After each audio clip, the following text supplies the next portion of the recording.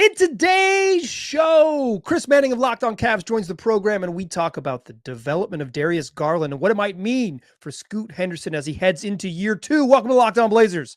Let's get into it.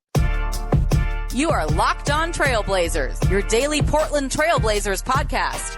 Part of the Locked On Podcast Network, your team every day. What up, world? This is your past first point guard and Trailblazers reporter, Mike Richmond. You are listening to another episode of Locked On Blazers, part of the Locked On Podcast Network, available wherever you get podcasts and also on YouTube. Thanks for making this show your first listen. Coming at you each and every weekday, Monday through Friday. So make it a part of your daily routine and tell your friends to do the same. As Locked On Blazers, your team every day. Today's episode is going to be a fun one. I'm going to be joined by Chris Manning of Locked On Cavs to talk about the development path of Darius Garland and the ways in which, hopefully for Blazers fans, Scoot Henderson's rookie year struggles could mirror the path of Darius Garland, a guy who did not look great in year 1 and then all of a sudden was really good in year 2 and was an all-star by year 3. So let's get into it. Joining me now, the host of Locked On Cavs, co-host of Locked On Cavs, with all due respect, co-host of Locked On Cavs, Chris Manning. Chris, how you doing? I'm great, man. It's great to be with you. Yeah, it's thanks for coming here. I mean, you've been covering the Cavs for what feels like a decade, maybe longer. Yeah, no, I'm that old. I had hair when I started, and so like it's been a journey. Absolutely. So I want to leverage, the sort of the aging process and expertise that comes with watching this for a long time. That's right. In today's episode, I want to talk kind of about Darius Garland, but through the lens of Scoot Henderson. Garland was the 5th pick in 2019. The Cavs won 19 games his rookie season. They sucked. He wasn't particularly good. And then all of a sudden he was good. Year 2, he got MIP votes. Year 3, he was in the All-Star game. I want to talk about kind of what Garland became and how he started, and through the lens of Scoot Henderson, who as a rookie, and I don't think we need to like really sugarcoat this. He's been bad. He's been bad by pretty much how you measure basketball in any way. I think there's ways to really shrink the field and say that he's been a normal rookie, but I don't feel compelled to do that. I think we can just honestly say he hasn't been very good, and the hope is that this is a thing that happens in year 1. And Garland is an example of someone who wasn't very good in year 1 and then got better. What do you recall, or what was your sort of early impressions of an undersized top 5 pick in his first year with the Cavs? Yeah, there's 2 things that come to mind, Mike, when you asked me to do this and I started thinking about it. Number 1, that's the John Beilein year. And I think if there's anything you can say about rookies, I think particularly point guards in the NBA, is that your coach does matter. Like who your coach is, how competent they are, that does matter. I would want to ask you at some point, like, okay, is Chauncey Billups even though he is like a legendary, okay, you're shaking your head. That's my instinct as well, but you know this team better than I do. The second part of this is that roster just wasn't very good. That also I think has a big impact on this, right? Like it was a lot of weird fitting pieces. Like it was Larry Nance Jr. was good, but was he the right guy? It was a weird phase of Kevin Love's career. Brandon Knight was on that team. John Henson was on that team. Andre Drummond was on that team. Like, the most effective play the Cavs had at offense there was arguably Jordan Clarkson back cutting and Matthew Dellavedova feeding him. Like none of this worked, and it was dysfunctional from the get-go. The point of that year, in a lot of ways, for Garland was that it felt at times like Kevin Porter Jr., which has gone a whole different direction for him, was maybe the most heavy upside guy in that team, and it felt very weird. And that whole year was just blah and lost, and it was hard to just know what to make of anything, quite frankly. Do you remember, either from your own personal experiences or from covering the team and hearing sort of the timbre of the fans, like were people out on Darius Garland? Like what was the reactions? He played and started all 59 games his rookie year.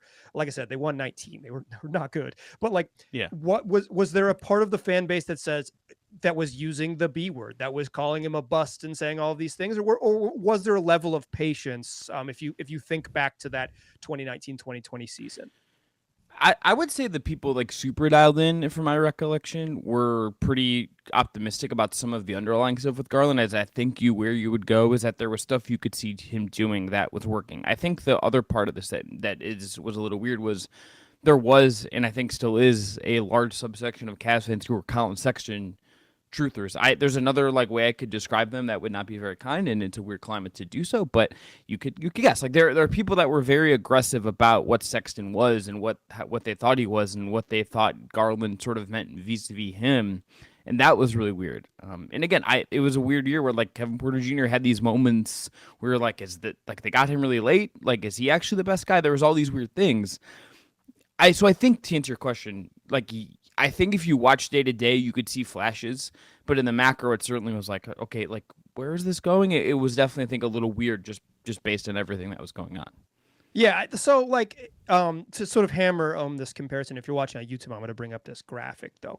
But like Darius Garland as a rookie averaged 12 points, a shade under 2 rebounds, and 4 assists per game. He shot 43% on twos and 35% on threes. Played about 30 minutes a night. His season high that year, he scored 23 a game, as Chris noted. They may have had other guards who were better on the roster. Does that sound familiar, dear Blazers fans? Because Scoot Henderson, 12, 2, and 4, is averaging 13, 3, and 5. He's shooting 41% on twos, 42 if you want to round up, 42% on twos, and 30.5% on threes. He's playing about 28 minutes a game in 56 games. His career high, 33 points on a night where he took a lot of shots to get there. It wasn't exactly a hyper-efficient night, but kind of in some ways you just want like big volume nights from guards. This is in so many ways, it's like I look at Darius Garland and you say, I hope that's what this is. I hope that it is a product of bad shooting. I hope it is bad coaching and bad environment, right? It's like the Blazers roster is not good. I don't have a particular affinity for the Blazers coaching staff. I actually think Billups is fine on defense. I think he's not a very creative coach on offense, and having a not very creative coach with a guy who can't shoot it's just a bad recipe, right? It's like, okay, go take some hard shots. And I think Scoot has struggled in a way that is not surprising necessarily for a teenager, but is not heartwarming if you want to truly believe. I guess before we sort of get into year 2, Chris, what's your perception of Scoot as someone who watches the league? I know you host like a overarching NBA podcast. You're watching this stuff all the time. What do you think? I was a big Scoot guy coming into the draft, right? Like I love the profile. I love the competitiveness. I also just love that kind of guard. Like I do just love a guard that plays the way he does with the athleticism, with the frame, like all of that felt really real. I'm still in on him just because I don't trust the situation. Like that's kind of where I come down on it. Is it a number one point guard is the hardest position I think to acclimate to in the league. Your job is complicated. Your job is you have a lot of responsibility from the get-go that 3-and-D wings don't have, that rim rolling centers don't have, right? Like your job is hard. On top of that, it's like, as you alluded to, it's like they have other guards who are good and are young and want the ball. Like, this is not an easy thing. And he's just, every little thing that you could have envisioned kind of going wrong has unfortunately just happened for Scoot. So I'm still very in, but certainly if you said this year made you reconsider what he is, I'd be like, yeah, that's fair. It's just you have to look at what you've actually seen and check your priors a little bit. But I still believe, because I just sometimes think these situations can just go poorly. I mean, like, even if it's just you had a different center than DeAndre Ayton, who's just, like, less DeAndre Ayton-y, who's just, like, normal, like, I'd be like, sure. Or, like, to your point, if Jordy Fernandez, who's the architect of the Kings offense, was the head coach of this team and not Chauncey Billups, and you just had a more visionary offensive mind who was running things that, like, accentuated the strengths of everyone, I'd be like, sure, like, maybe this just looks better if that's the case. So it feels very context-driven to me in a lot of ways. Yeah, I do think Scoot has been bad, and I do think this situation has exacerbated some of his struggles. Blazers also haven't been healthy. Like they've had a bunch of, so there's been disjointed. Even if, like, I'm not even saying that if they were healthy that the talent level would be significantly improved, although like having Rob Williams would have helped, I guess. But like, and having Shaedon Sharpe would have helped a little bit too. But if nothing else, the familiarity of playing with, of getting a lineup that actually plays 200 minutes. There's a pretty good chance the Blazers do not have a lineup that plays 200 minutes together all season long. I think it's actually basically a lock now based on health. So it's like they have no continuity. Continuity doesn't make you make layups, but it does make some of your decisions clearer, which can help you make layups. I think that's the simple way to explain it. So Darius Garland, you mentioned that he had um, some indicators that made you feel okay, and then in year 2 he was like good. Like he was just a good basketball player. He got some MIP votes. I believe he finished 10th in the MIP voting, which actually just means you got votes. It doesn't mean you finished 10th. But I want to ask you about those indicators and what changed in year 2. Let's do that in the second segment. Passion, drive, and patience. It's the formula for winning championships. It's also what keeps your ride or die alive. eBay Motors has everything you need to maintain your vehicle and level it up to peak performance. Superchargers, roof racks, exhaust kits, LED headlights, and more. Whether you're into speed, power, or style, eBay Motors has you covered. With over 122 million parts for your number one ride or die, you always have exactly what you're looking for. And with eBay Guaranteed Fit, your part is guaranteed to fit your ride every time or your money back. Because with eBay Motors, you're burning rubber, baby, not cash. With all the parts you need at the prices you want, it's easy to make your car the MVP and bring home huge wins. Keep your ride or die alive at ebaymotors.com. Eligible items only. Exclusions apply. eBay Guaranteed Fit, only available to U.S. customers. All right. Still chatting here with Chris Manning of Locked On Cavs. We're talking Darius Garland and Scoot Henderson. So when you watched year 1 and you watched it with this the clear level head, which is why I wanted you on the program, right? As someone who's a clear-headed analysis of the Cavs, what were some of the indicators that you said, you know what, he might be okay? I think it remains to me the biggest strength of his game, and that's just his decision making. I think of Darius Garland's best skill, his superpower, as it were, if he has one, it's that I trust him with the ball to an extreme degree. That this year has been kind of the weird part about that, which maybe we'll get into, but when he started leveling up and getting to where he was going to get to, his ability to just make the right decision felt like every time, while still having flair, while still having creativity in his game, was incredible. There were points where you'd say, okay, we want you to shoot more, we want you to drive more, try to draw more fouls, whatever. But if you're talking about a guy, particularly in a team that, again, did not make a lot of sense, if you go look at that roster, like Drummond was still around. If you look at just minutes played per game, it was 2 games. Like Yogi Ferrell had these like random games where they had to have him play 20 minutes. Damian Dotson played 46 games for that team. Like this was Dante Exum. He got hurt again before, and then he goes overseas. It's like pre-rehabilitated Dante Exum era. Like this right. Times. When he was fading out of the league. Exactly. Yeah, like Isaiah Hartenstein was like on this team. Like Anderson Varejao had like this team just did not make any sense, right? Like it so was like a very a pieced together roster, and that's putting it kindly. He was able to just start making decisions and on a team that frankly wasn't very good. And I haven't gone back and looked at like the expected assists or potential assists, but he had over 6 assists a game against 3 turnovers in year 2.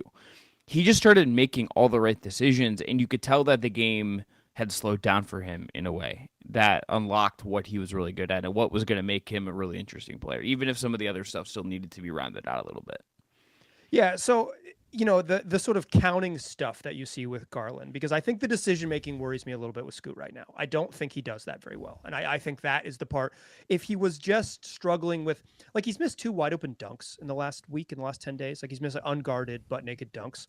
That worries me, but that might just be like he's exhausted because we're in game 70 something of a rookie season, and also he's like having he has troubles at work, like it's hard for him, so maybe he's just like, if he a little more, positive reinforcement would allow him to play at his like the best version of himself, right? If he saw some good things happen and things snowball in both directions, is what I'm trying to say.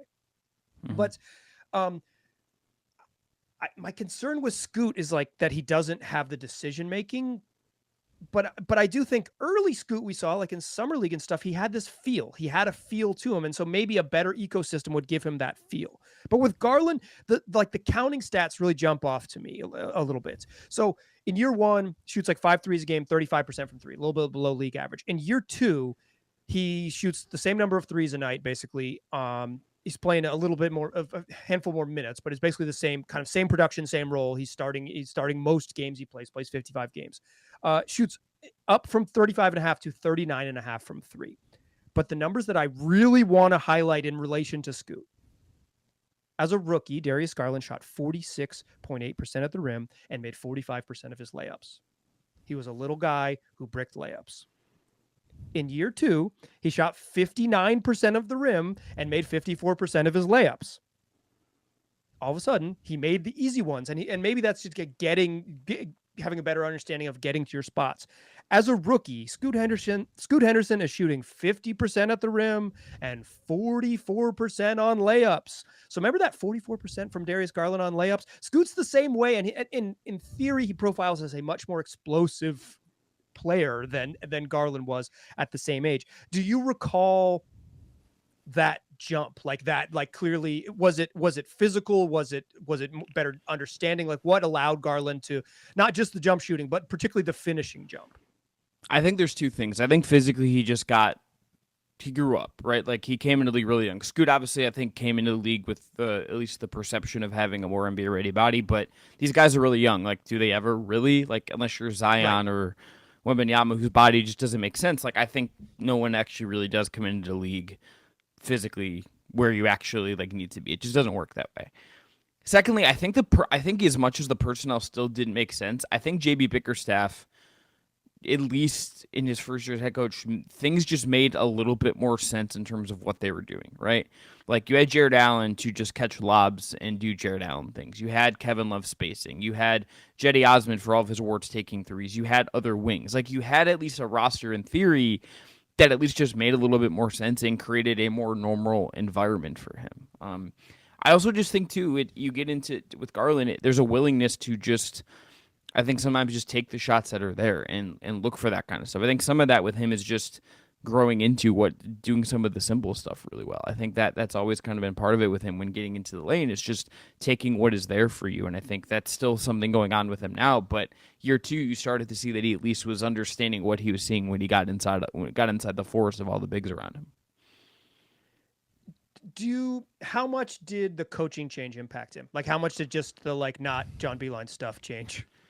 I think everyone, honestly, it's a big deal. Like, there is just like I would even tell you now, Mike, that if you told me that the Cavs had a different head coach, you could say Jordy Fernandez, Kenny Atkins, like, pick an offensive-minded head coach, that this team would look different now, right? Like, I just think that's true based on what I know about Bickerstaff, hearing him talk about threes, all of that stuff.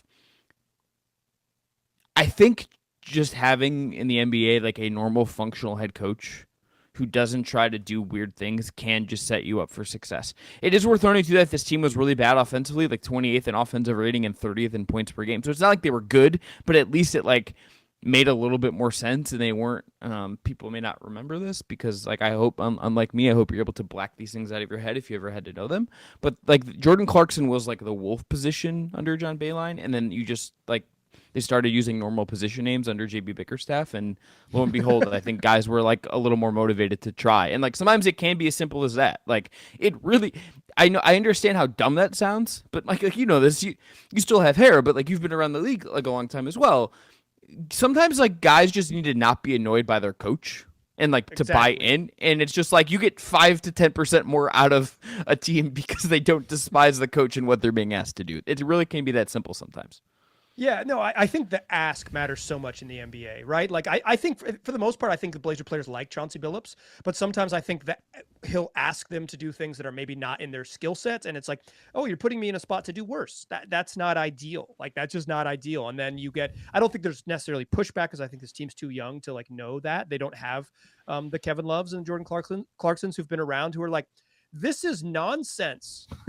But I think I do think a more, I think JB Bickerstaff is a really good defensive coach. I think he's proved it over the last 3 years, but the offensive creativity, sometimes you just don't have that. And what the Cavs did to unlock it was that they went and got one of the best offensive players in the league. That's like, yeah. who then like overlaps with Garland, which like coming off of like his best season to date, like it's telling. Like, let me ask you one question. I always struggle to find with early Garland and even Sexton and even like until they got Mitchell, frankly, like what was the Cavs offensive easy button? Does in context of Scoot, does Portland have an easy button for him that allows him to just look comfortable, be comfortable, get to his spots? No, I mean, not this year. No, yeah. They don't. They're the worst offense in the league. They might have been passed by the Grizzlies who have played 30 players on their roster this year. That's the actual number. That's true. They've played 30. They've got to 30. What a team. It's unbelievable. But yeah, they don't have the shooting around him. Like the ideal, I would say, like the sort of platonic ideal of a good Scoot offense, right, is a hard rim rolling center who can also shoot a little bit. Not like you don't need to bomb away from three, Brook Lopez style, but like someone who could shoot enough that if you ran a pick and pop as opposed to straight roll every time, you'd have to guard it a little bit differently. And true shooters on the weak side, so there's nobody pulled in all the way from that corner. Scoot doesn't operate in those ecosystems ever because they don't have, due to their health and their roster construction and just like the reality of they were really young on purpose this year, they just don't have enough shooters. They can't put a good shooting lineup around Scoot. And when they have been able to put a good shooting lineup around Scoot, it's either, or like decent shooting lineup around Scoot, it's him playing next to Anthony Simons or next to Malcolm Brogdon, who are like ball in your hand type of guards. Like the best version of Malcolm Brogdon has the ball in his hand, even though he shot really well off the ball. Same with Anthony Simons. He's a really good catch and shoot guy, but the best version of him has the ball in his hand. So I think context matters. And that's what I want to talk about to close the show, is like the context changed for Darius Garland. And he, in year 3, it worked perfectly. And I'm wondering what sort of what has shifted from his all-star campaign to now. That's what I want to ask you about to close the show. Join us there, won't you? Today's show is brought to you by Fire TV. It's your destination for live games, highlights, in-depth analysis. Fire TV offers amazing viewing experiences with smart TVs, as well as the Fire Stick that you can plug right into your dumb TV. And it's going to provide you access to millions of movies and TV shows, as well as free and live TV, whether it's the early season baseball games or the end of the college basketball tournaments. You're going to want to have Fire TV. Plus, they recently created Fire TV channels to deliver a constant supply of the latest videos from your favorite sports and all of its accompanying brands, including us right here at the Locked On Podcast Network. So you can go to Fire TV and check out the live fast channel of Locked On Sports Today, getting you the latest stories from all of the biggest leagues across of North America. If you haven't checked out all the Fire TV channels, you need to. It's going to be on Fire TV. It's going to be on Alexa and powered devices. So if you haven't checked them out, you should. Trust me on this. Learn more at Amazon.com/LockedOnFireTV. That's Amazon.com/LockedOnFireTV. Still a pass first point guard. I'm still Mike Richmond. You're still listening to Locked On Blazers. Still chatting here with Chris Manning and Locked On Cavs. We're talking Darius Garland and Scoot Henderson. I want to acknowledge something before we get too much further. This episode is survivorship bias. The best case scenario for Scoot is that he ends up Darius Garland and not Emmanuel Mudiay. Because there are a lot of like when you go to StatHead, right? Like some of us are lucky enough to pay for StatHead. And so we say, okay, how many rookies have averaged, let me pull up the Scoot graphic again. How many rookies have averaged 13, 3, and 5 on 40% shooting from 2 and 30% shooting from 3? And how many of them have gone on to have like productive NBA careers? Well, if you're looking at the graphic right now on YouTube, that dude on the left is one of them, because in year 3, Darius Garland made the All-Star team. There's a lot of other names on those lists. There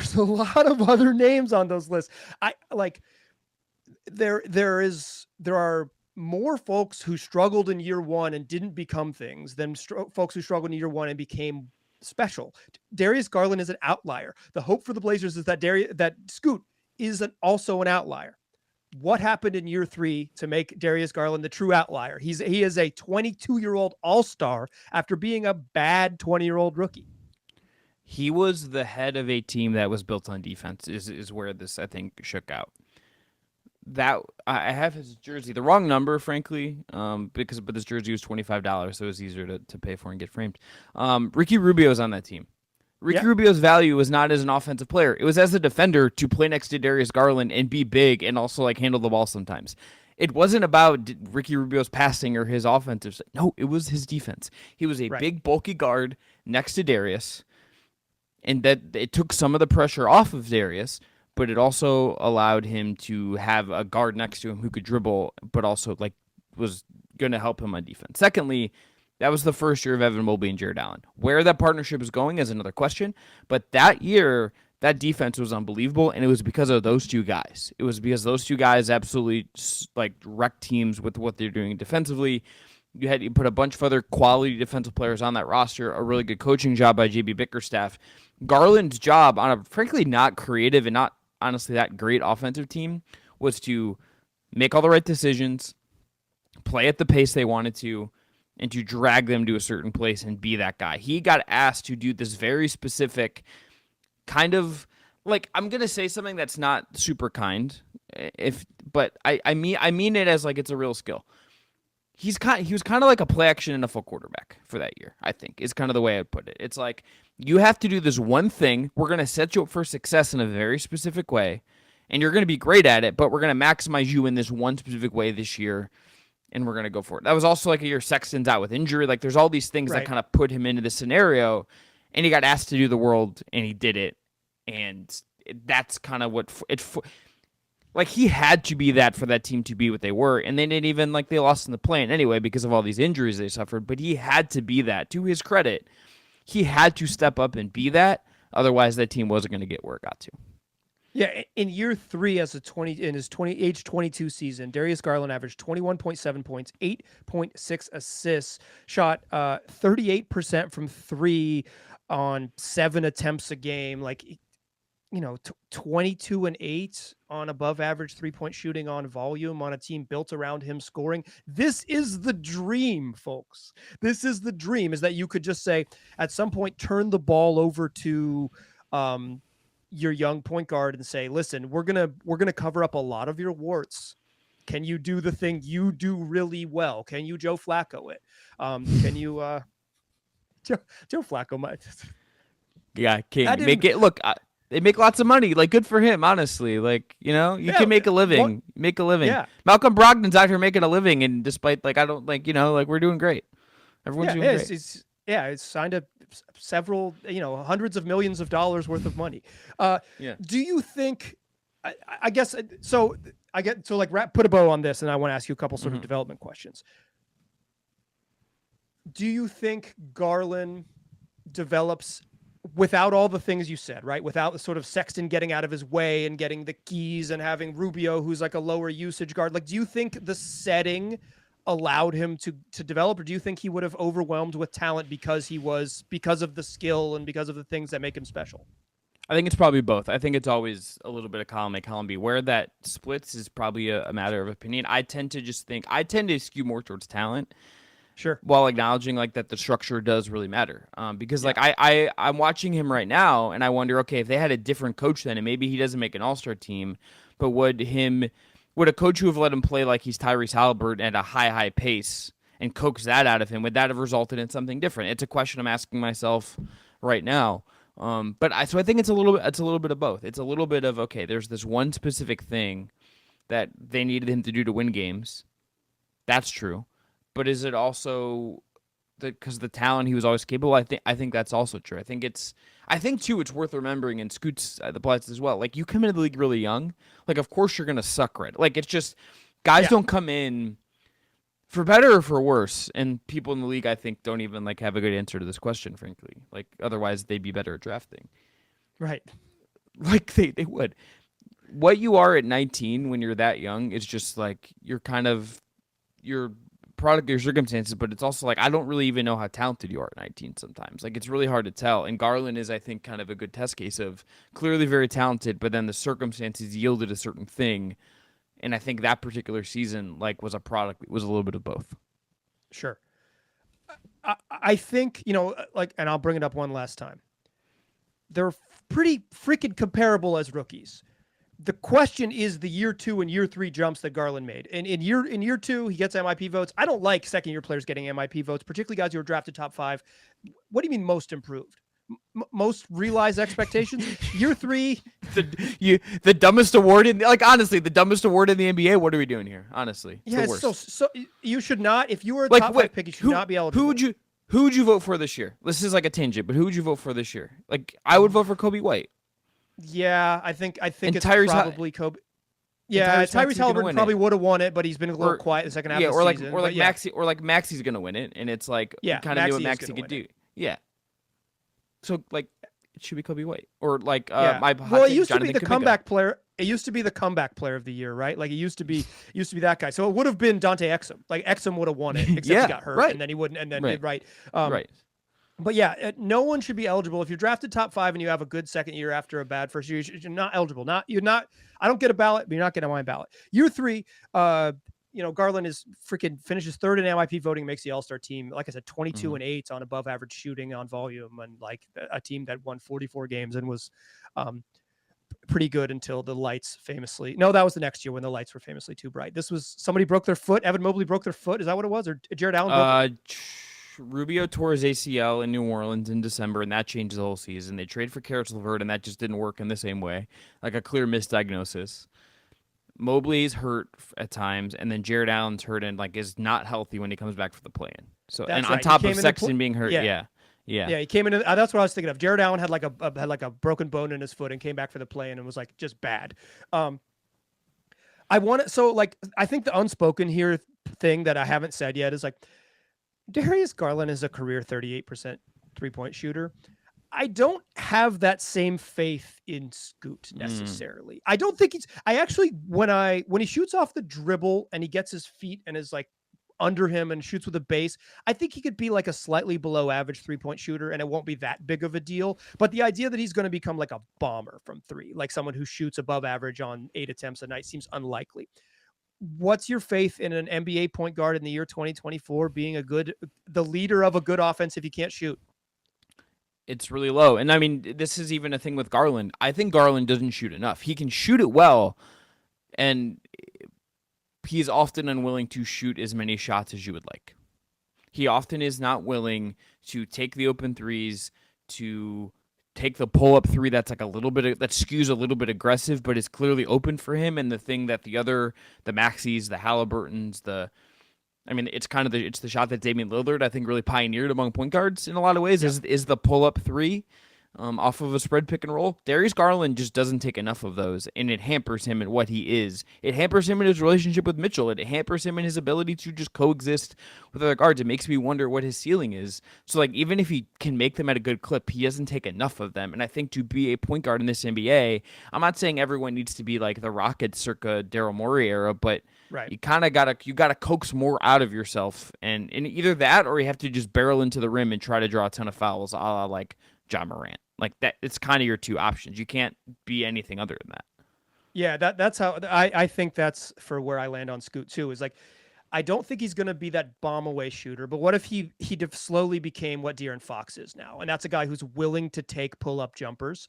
Fox shoots a lot more threes now than he did in the sort of seasons 4-5 of his career. But like he's willing to take pull up jumpers, and he mixes that in to get to the rim, because if you don't take pull ups with confidence and knock them down at least at like a reasonable enough to be scary clip, it's really hard to be a good shot maker. And I think one of the problems with Scoot is he is not a good finisher right now, but one of the problems is that his primary defender is 4 steps off him saying, shoot it. Like they're saying, shoot it. And so if you do drive to the rim, you drive to the rim with someone who's like, 3.5 feet, are giving you a huge cushion and like willing to catch you. So yeah, I think the Garland path is possible. Like I think he illustrates that it's possible. Better ecosystem, better teammates, more specific ask. But I think the shooting thing is going to be a big problem with Scoot. For me, it's the finishing, right? Like it's if Scoot makes that same jump from 47% of the rim to 59% of the rim that Garland did, he'll be fine. He'll be fine. Like if you just make more layups, you'll be fine. And Scoot in theory is like a guy who can can dunk occasionally. That really we haven't seen it yet, but in theory, he's a guy who can dunk in general. Chris, thanks so much for joining the program. I appreciate it. Anytime, Mike. I will be eagerly watching Scoot, if I'm being honest. I remain a believer for whatever little that is worth. I would be very happy if he worked. It would make me very, very happy if he worked out. I've always been a fan. I think him being a product of G League again, now that's gone, like just an interesting story. So I'm gonna be rooting for Scoot. Hopefully he can, maybe make an All-Star team by like year 3 or year 4. For selfish reasons, I am really hoping we are on the MIP ballot. I'm hoping we're talking MIP and All-Star games. so many questions in your YouTube headlines of is Scoot Henderson an MIP candidate, and then just like replace with like you just got to rinse and repeat, Every 17 days we'll be doing the MIP Scoot hype train because he'll be following the Darius Garland path. Chris, if people are looking for more of you, where can they get you? You can find me at Locked On Cavs, where we're covering a team that is collapsing on itself right now in the lead up to the playoffs. Does Donovan Mitchell's need work? Find out on our show. Check me out on the Just Basketball show as well, and you can still read me at places like Cleveland Magazine and elsewhere. Awesome. Thank you, sir. Dear listeners, come back tomorrow. We do this 5 days a week wherever you are listening and also on YouTube. Tell your friends about the program. I appreciate you listening. I'll talk to you soon.